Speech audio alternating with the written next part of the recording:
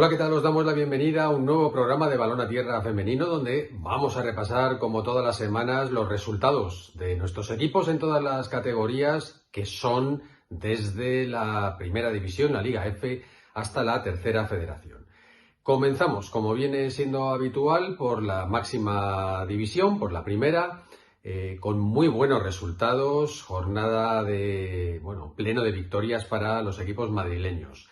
Comenzamos por el Real Madrid, que ganaba 1-0 al Eibar con un partido que se presumía pues más o menos plácido, puesto que Ivana Andrés marcaba en el minuto 3 el primer gol y a la postre el único en el partido. El Real Madrid aguantaba con portería a cero, lo cual viene siendo muy importante en las últimas jornadas, puesto que los partidos se van resolviendo por unas diferencias mínimas, y esta victoria le permite quedarse con esa segunda posición y con el pinchazo nuevamente del Levante, que desde la apertura del mercado en invierno y la salida de su máxima goleadora, pues no levanta cabeza. Y para los equipos madrileños, pues una noticia alentadora en el sentido de aspirar a puestos Champions, en el caso del Real Madrid, ya con muchos puntos, luego lo veremos en la tabla de ventaja. También magnífico resultado, por igual, guarismo, 0-1 en este caso, ganaba el Atlético de Madrid en Granada, con gol que se hizo esperar en el segundo tiempo, en el minuto 70, Leisy Santos hacía este gol que daba los 3 puntos al conjunto rojiblanco y que le mete de lleno, de pleno en la lucha por la tercera posición. Al menos está desde luego muy a mano, y por tanto de esos puestos que dan derecho a jugar la Champions, a jugar las eliminatorias previas de Champions durante el verano. Y cerramos el pleno de victorias de equipos madrileños con el gran protagonista: una semana más, una jornada más, un mes más, un año más, una temporada más, el Madrid Club de Fútbol Femenino, que ganaba 1-4, ni más ni menos, al Villarreal, con la estrella de la jornada, Gio Queiroz, que ya había marcado en su vuelta al Madrid Club de Fútbol Femenino, pero que en este caso hacía un hat-trick, 3 goles para la futbolista brasileña, que desde luego, como coja la forma, como esto empiece siendo racha de goles, se va a hartar a marcarlos, y desde luego va a ser un fichaje estratosférico para el Madrid Club de Fútbol Femenino. Ana González hacía el cuarto gol del conjunto madrileño, y por parte de Villarreal marcaba Bichín, futbolista también de la cantera de equipos madrileños, del Atlético de Madrid, y por lo tanto, recuerdos desde aquí para todas las jugadoras que han militado y que seguimos a militar nuestros equipos y seguimos en los destinos actuales.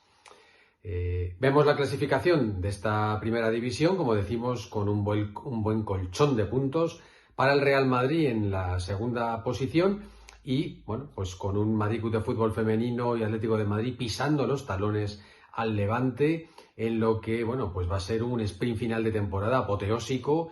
El Atlético de Madrid con todas las aspiraciones de volver a jugar competiciones europeas de primera magnitud, cosa que va obviamente en su ADN y en su historia, y el gran milagro del Madrid Club de Fútbol Femenino, que sería antológico, desde luego, que pudiera disputar Champions League. Pasamos a la primera federación, en la jornada número 21, con nuestros dos filiales, y en este caso malos resultados. Atlético de Madrid B perdía 0-1 frente al Dux Logroño, gol además en el último minuto, marcado de penalti para el conjunto riojano, de una conocida también colchonera, Olga García, que hacía este 0-1. Y por su parte, el Madrid Club de Fútbol Femenino B rendía visita a tierras pamplonicas, jugaba contra Osasuna, 4-1, perdía. Y como viene siendo habitual en esta temporada, tampoco es que fuera un resultado que desde el primer momento apabulló al filial del Madrid Club de Fútbol Femenino, todo lo contrario. De hecho, se adelantó gracias a Natalia Serrano con el 0-1 en el marcador, empataba Osasuna, y en el segundo tiempo, en apenas 7 minutos, se pasaba de ese 1-1 al 4-1. 3 goles en 7 minutos para Osasuna, que por tanto ganaba, como decimos, 4-1. A continuación, repasamos el resto de categorías de Segunda Federación y de Tercera Federación. Lo hacemos con Segunda Federación, con el grupo primero, jornada número 24, y con una derrota. Derrota del Rayo Vallecano, que rendía visita al filial de la Real Sociedad y perdía 3-1, en un partido en el que tuvo sus opciones, especialmente gracias al gol de Iris Ponciano, la futbolista que siempre aparece para marcar diferencias en el Rayo, pero en esta ocasión no sirvió para obtener puntos, puesto que la Real marcaba, la Real B, el tercer tanto. Bueno, al Rayo Vallecano lo deja en una posición no muy cómoda de cara a lo que falta de lo que queda de temporada, pero tampoco esperamos que pase dificultades para mantener, obviamente, la categoría. Por la historia del Rayo, desde luego, por el plantel que tiene, pues siempre esperamos un poquito más, pero bueno, este equipo, la franja, sabemos que dan el 100%. Desde aquí siempre mandamos toda nuestra energía y nuestro apoyo a las jugadoras y al equipo técnico del Rayo Vallecano, que desde luego, pues ganen o pierdan, siempre nuestro corazoncito está muy al lado del equipo de Vallecas. Tampoco tuvo suerte el Atlético de Madrid C, que perdía 0-2 frente al Oviedo, y con un doblete de otra ex, de Elena Pradilla, otra jugadora que militó en categorías inferiores del Atlético de Madrid, y que, está haciendo no las Europas, pero sí las Españas, y de manera brillante, en este caso en el Oviedo, marcando además en este partido, como decimos, el doblete. Y cerramos este grupo primero de la Segunda Federación con el líder, con el Real Madrid B, que ganaba 3-0 al Zaragoza Club de Fútbol Femenino. Y si antes comentábamos que había una gran protagonista en primera división, que era Gio Queiroz, desde luego para el fútbol madrileño podemos decir que comparte este privilegio en el resto de categorías con Marisa García, que también hizo un hat-trick. Los 3 goles del Real Madrid B los anotaba Marisa, y que, pues con esta victoria pone la directa al ascenso, además con pinchazo de Viajes Interrías, que estaba a 2 puntitos, y por lo tanto ya con un margen de distancia de 5 puntos, que da un respiro grande al filial del Real Madrid. Pasamos al grupo segundo de esta Segunda Federación, también jornada número 24, y victoria del Getafe femenino 2-0 frente al Albacete, con goles de Eva Díez, que marcaba en el minuto 60, ya en el segundo tiempo, y en las postrimerías del partido Geraldine Saavedra hacía el segundo tanto. Desde luego el Getafe femenino tiene un plantel extraordinario. Cuando no marca un gol una jugadora, lo hace otro. Desde luego es un auténtico equipazo, una auténtica plantilla extraordinaria, y por eso sigue en segunda posición, y por eso con todas las aspiraciones del mundo para el ascenso. Pasamos a la Tercera Federación, jornada 23 en este caso, grupo tercero. El Rayo Vallecano B jugaba frente al Son Sardina y perdía, lamentablemente, 3-1, pese a que se adelantaba en el marcador gracias a Mireia Maestro. Bueno, ¿qué vamos a decir de Mireia, que ya anotó un gol la semana pasada que daba el empate? Uno de los goles que facilitaba el empate del Rayo Vallecano B. En esta ocasión no hubo suerte, sobre todo porque Tania Sánchez, la jugadora de Son Sardina, marcaba 3 goles, ni más ni menos, además en un cuarto de hora.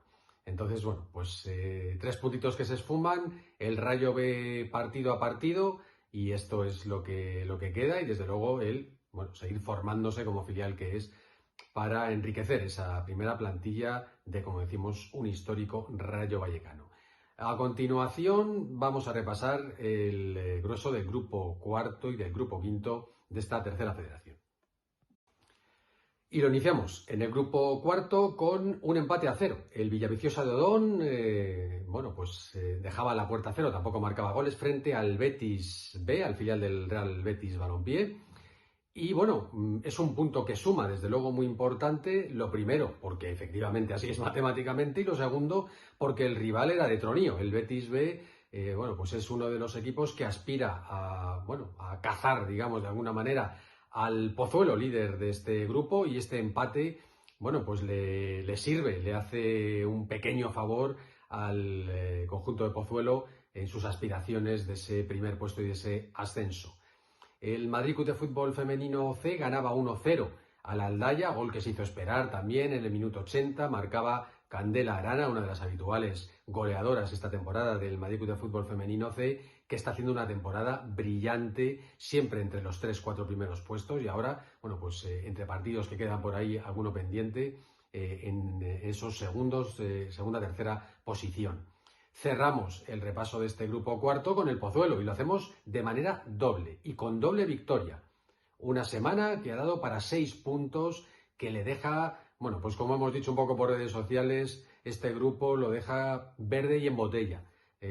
Ahí queda la cuestión. El primer envite lo ganaba el fin de semana 3-2 frente a la Nucía, el equipo alicantino, y eso que se adelantaba gracias a gol de Claudia Jiménez, pero doblete de la Pichichi, de Laura Barbero, y gol de una de las joyas de la corona, una de las capitanas del equipo, una de las futbolistas que lleva más años, pese a su juventud, en el Pozuelo, Chantal Marcos, que hacía ese tercer gol, en este caso el segundo para el Pozuelo, pero dentro de los del 3-2, estas son las goleadoras.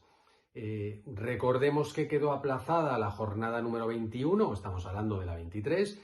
Esa jornada número 21 el Pozuelo tenía que haber disputado su encuentro frente al Levante C y se jugó precisamente esta semana, el martes, con victoria de 2-0 para el conjunto líder del grupo cuarto, con gol de Eva Muñoz muy prontito en el minuto 7 y nuevamente Laura Barbero, vaya semana gloriosa la de la delantera del Pozuelo, que hacía el 2-0 y que deja muy encaminado el ascenso para el Pozuelo, con 7 jornadas para terminar el curso y con 11 puntos de ventaja frente a su siguiente perseguidor. Nos vamos al grupo quinto, también jornada número 23, con resultados para todos los gustos. Comenzando por uno negativo, el Club Deportivo Samper perdía 1-0 frente al filial del Sevilla, el Sevilla B, gol en el minuto 73 de Sara Gallo, que bueno, hacía ese gol que dejaba con 0 puntos al Samper, viaje de vuelta con las manos vacías, muchas bajas, sobre todo en ataque del Club Deportivo Samper esta temporada debido a las lesiones, y bueno, pues en todo caso una clasificación con toda la tranquilidad del mundo, pues que le permite el no pasar apuros en las jornadas que quedan y el ir disputando y compitiendo en todos los partidos, como a pesar de perder lo hizo frente al Sevilla. En otro partido muy interesante para los intereses madrileños, Las Rozas ganaba 4-0, ni más ni menos que frente al Extremadura. Bueno, pues jornada redonda para el equipo roceño, con una goleadora que viene siendo muy habitual esta temporada, Nadia Sacristán, que hacía el primer gol. También marcaba Cristina Gonzalo, Lina Paola y Candela Martínez. Estas son las 4 goleadoras del conjunto de Las Rozas.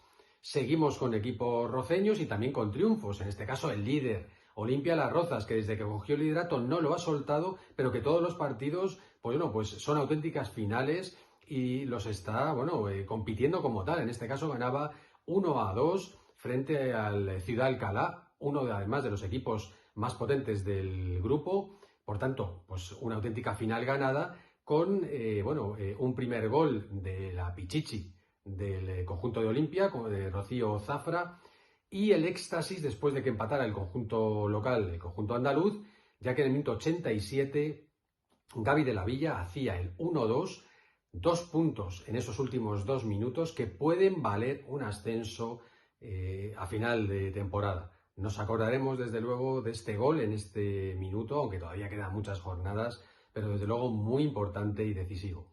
Y cerramos el repaso de la jornada con la derrota de Futbolillas de Torrejón 1-2 frente al Málaga City, el equipo de Nerja, pese al gol de Vane Garrido, que era el 1-1 en ese momento. El conjunto local lamentablemente perdía el partido.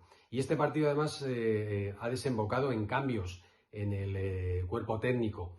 Diana, pues la entrenadora, lamentablemente presentaba su dimisión y es Bárbara Lobo quien se hace cargo del equipo, anunciado ya por parte de Futbolellas. Deseamos a Diana Barredo toda la suerte del mundo en sus nuevos retos y proyectos y también, como no, a Bárbara Lobo en Futbolellas en esta temporada y veremos si en la que viene.